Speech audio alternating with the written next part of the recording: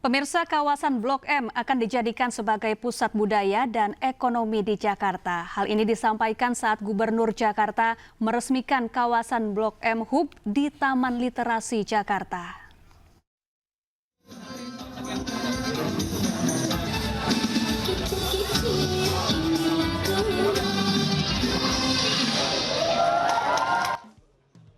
Pemprov DKI Jakarta berupaya menghidupkan kembali kawasan Blok M sebagai pusat aktivitas perkotaan. Tak hanya itu, Gubernur Jakarta berusaha akan menjadikan kawasan Blok M sebagai pusat budaya dan ekonomi Jakarta. Blok M dipilih sebagai pusat aktivitas baru karena memiliki infrastruktur yang memadai dan telah dikenal luas oleh masyarakat Jakarta. Hal ini merupakan salah satu persiapan ulang tahun Jakarta 5 abad atau 500 tahun pada tahun 2027 mendatang. Kita telah mempersiapkan satu hub baru yang disebut dengan hub M Block Jakarta. Saudara-saudara sekalian, baru 2-3 hari yang lalu saya telah meresmikan trayek baru dari PIK 2 ke Blok M. 2 minggu yang lalu saya meresmikan trayek dari Alam Sutra ke Blok M.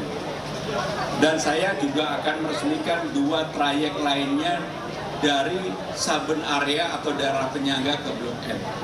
Maka dengan demikian Blok M ini menjadi hub baru. Tadi saya ditunjuk. Program Blok M Hub didukung dengan peluncuran sejumlah trayek baru Trans Jabodetabek. Saat ini pemerintah telah meresmikan 2 rute yakni Alam Sutra Blok M dan PIK 2 Blok M. 2 rute Trans Jabodetabek baru lainnya direncanakan akan diresmikan pekan depan. Selanjutnya, Blok M akan menjadi layanan Transjakarta dan MRT hingga ke luar daerah. Dari Jakarta, Salam Rahmat, Irian Syawahyu di iNews melaporkan. Pemirsa, Presiden Prabowo Subianto tiba di Bandar Udara Tentera Udara di Raja Malaysia. Kehadiran Prabowo di Malaysia dalam rangka menghadiri KTT ASEAN ke-46. Tiba sekitar pukul 19.25 waktu Malaysia, Presiden Prabowo disambut langsung oleh jajar kehormatan militer Malaysia dan sejumlah pejabat penting Malaysia.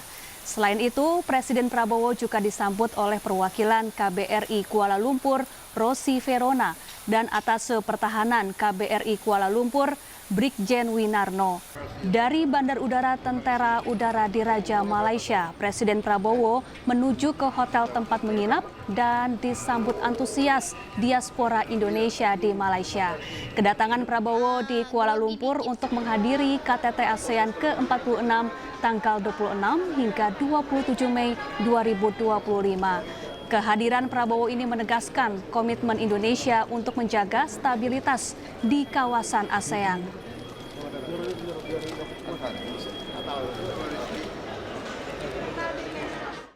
Sebelumnya pemirsa, Presiden Prabowo Subianto menerima kunjungan dari Perdana Menteri Cina Li Qiang di Istana Merdeka Jakarta. Kedatangan Li Qiang disambut dengan upacara penyambutan tamu negara.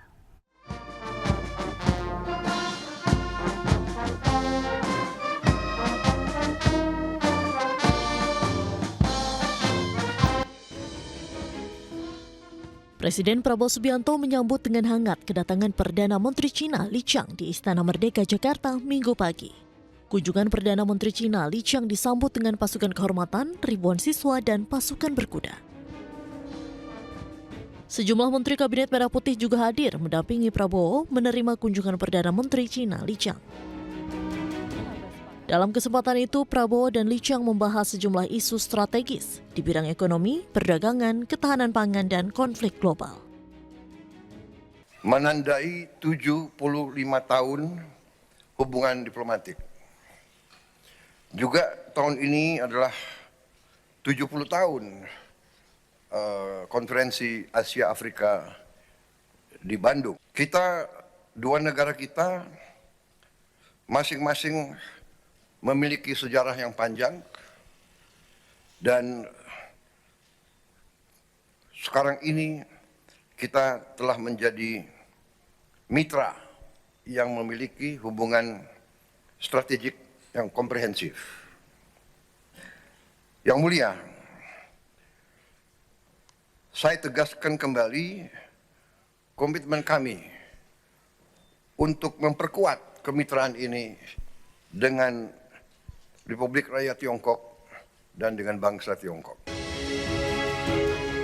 Pertemuan antara Presiden Prabowo Subianto dan PM China Li Qiang menegaskan komitmen kedua negara untuk memperkuat hubungan bilateral dan kerjasama strategis di berbagai sektor. Dari Jakarta, Tim Liputan iNews melaporkan.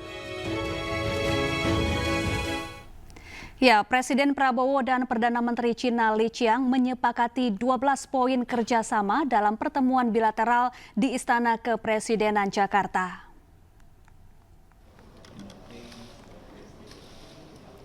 Indonesia dan China sepakat memperkuat kerjasama antara kedua negara. Adapun kerjasama itu meliputi berbagai sektor, mulai dari ekonomi hingga kesehatan. Dengan rincian 4 nota kesepahaman dan 8 rencana kerjasama. Kesepakatan kerjasama strategis kedua negara diharapkan dapat menciptakan kawasan yang damai, aman, dan sejahtera.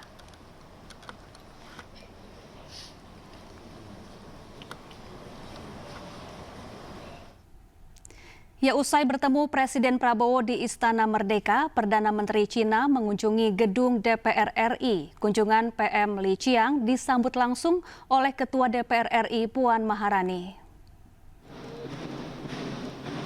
Perdana Menteri China Li Qiang tiba di Kompleks Parlemen Senayan, Jakarta Minggu sore dalam rangkaian kunjungan kenegaraannya ke Indonesia.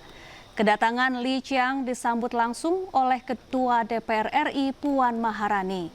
Pertemuan keduanya berlangsung tertutup untuk membahas penguatan kerjasama antara Indonesia dengan China di berbagai bidang strategis, termasuk membahas upaya negara membantu pembukaan blokade kemanusiaan di Gaza.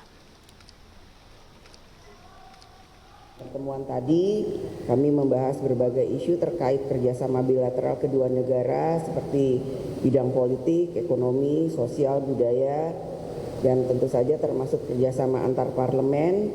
Dan kami juga membahas situasi politik dan ekonomi global dan regional. Termasuk juga kami membahas terkait dengan bagaimana membuka blokade kemanusiaan yang ada di Gaza, meminta dukungan kepada RRT dan bagaimana agar perang yang ada di wilayah Gaza bisa segera berakhir dengan adanya two-state solution. Pemirsa, menyukseskan program nasional makan bergizi gratis, Menteri Agama Nasaruddin Umar meninjau dapur modern di Karawang, Jawa Barat. Menteri Agama Nasaruddin Umar dan Badan Gizi Nasional meninjau dapur gizi modern pertama yang resmi diperkenalkan di Desa Kuta Ampel, Batu Jaya, Kabupaten Karawang, Jawa Barat. Menteri Agama mengatakan konsep dapur NBG yang digagas Gerakan Dapur Indonesia ini dirancang sebagai pusat penyediaan makanan sehat bagi lebih dari 3.500 siswa, mulai dari tingkat TK, SD, SMP, SMA, hingga ibu hamil setiap harinya. Langkah ini menjadi komitmen nyata pemerintah untuk memastikan generasi muda mendapat gizi lengkap, tumbuh sehat, dan cerdas. Lebih dari 3.000 siswa yang ada di sekitar tempat ini, dan insya Allah nanti akan disuplai oleh dapur kita di sini. Seperti yang teman-teman tadi lihat bahwa dapur canggih sudah masuk di pedesaan seperti ini. Ini untuk mendukung apa yang digagas oleh Bapak Presiden kita. Dan insya Allah di sini juga tadi kita bangun masjid ya. Jadi ada masjid, ada pondok pesantren. Di sampingnya pondok itu ada sekolah yang sudah lama berdiri, dan semuanya nanti itu akan disuplai oleh dapur kita ini.